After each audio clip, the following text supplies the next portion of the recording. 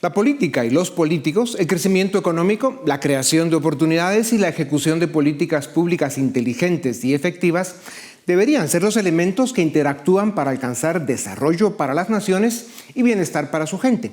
Sin embargo, en muchos países el obstáculo que impide que esto se logre son los políticos mediocres, ególatras y corruptos, que son demasiados. América Latina está llena de ellos. Hay algunos de esos en el occidente desarrollado también. Son autoritarios, populistas, irresponsables, con frecuencia delincuentes, y están siempre buscando la forma de perpetuarse en el poder, gastando el dinero de los contribuyentes, endeudando a su país y provocando problemas fiscales, políticos y sociales. Para conversar sobre la deformación de la política y el despilfarro de recursos que hacen los gobiernos populistas y cómo la academia, los emprendedores y los ciudadanos pueden y deben intervenir para corregir el rumbo, hoy les presentamos la primera entrevista con Daniel Lacalle, doctor en economía, con un máster en investigación científica económica y otro en negocios. Es profesor de economía global y finanzas y escribe y colabora con importantes medios de Europa y América. Además, tiene un importante canal en YouTube que se llama Daniel Lacalle Oficial, que se los recomiendo. Siempre ilumina, siempre enseña. Doctor Lacalle, bienvenido a Razón de Estado. ¿Por qué hacen tanto daño los gobiernos que regalan dinero? ¿Por qué esa forma de gobernar no funciona ni resuelve los problemas sociales? ¿Cuáles son los verdaderos motivos? Muchas gracias. La razón por la que no funciona es muy simple. Los gobiernos no dan nada que no hayan quitado antes. Y uno de los elementos que la ciudadanía tiende a olvidar es que cuando el gobierno populista te promete que va a dar miles de unidades monetarias a cambio de nada, en realidad lo que está haciendo es quitar mucho más dinero después en impuestos, en inflación o en menor crecimiento, ¿no? Al final, el populismo lo que hace siempre es que destruye lo que finge proteger, porque siempre se presenta como el adalid de los pobres y el defensor de la redistribución de la riqueza, y lo que hace es generar la pobreza, destruyendo el poder adquisitivo de la moneda, destruyendo la capacidad del Estado de financiarse y poniendo trabas al crecimiento y al empleo. La historia está llena de estadística que comprueba precisamente los datos que nos das, doctor Lacalle. Precisamente el sistema impositivo, o sea, los impuestos, el gasto público, la inversión del Estado, la deuda pública, política social, equilibrio fiscal y algún otro son los grandes temas que, bien manejados, hacen que un gobierno sea exitoso. ¿En qué hemos fallado en América Latina desde la academia, la prensa, el sector empresarial y en la política para no entender, no asumir ni practicar el círculo virtuoso del desarrollo? ¿Y por qué en algunos países que lo habían logrado van de retroceso? Efectivamente, en América Latina el gran problema es que muchas veces en el debate económico y político se le echa la culpa de los problemas generados en las últimas décadas a eso que llaman el neoliberalismo o el capitalismo, que es lo poco que hay y lo mucho que falta.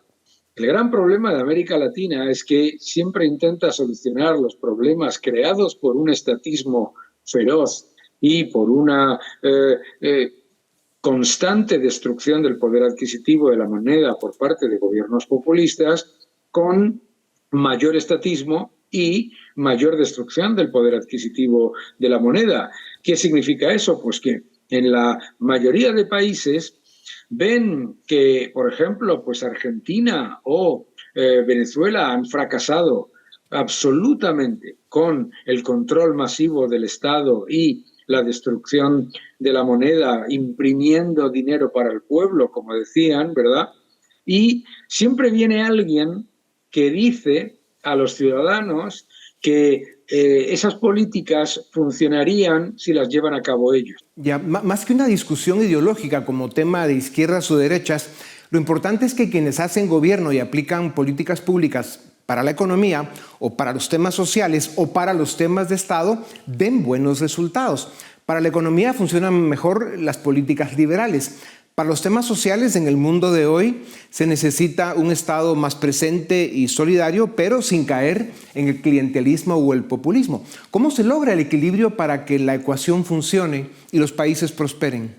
Yo creo que la clave es tener instituciones independientes y lo que los norteamericanos llaman checks and balances, los controles por parte de esos diferentes organismos independientes al poder político. Es decir, que todas esas medidas que se vayan a tomar estén supervisadas de una manera correcta por entidades que sean defensoras de los derechos y de las oportunidades para los ciudadanos, pero desde un punto de vista independiente del gobierno y que, por lo tanto, fiscalicen la actividad del gobierno. En el momento en el que los estados empiezan a destruir la independencia de las instituciones y las hacen dependientes del gobierno, el totalitarismo entra por la ventana, porque es el momento en el que se destruye esa capacidad de control.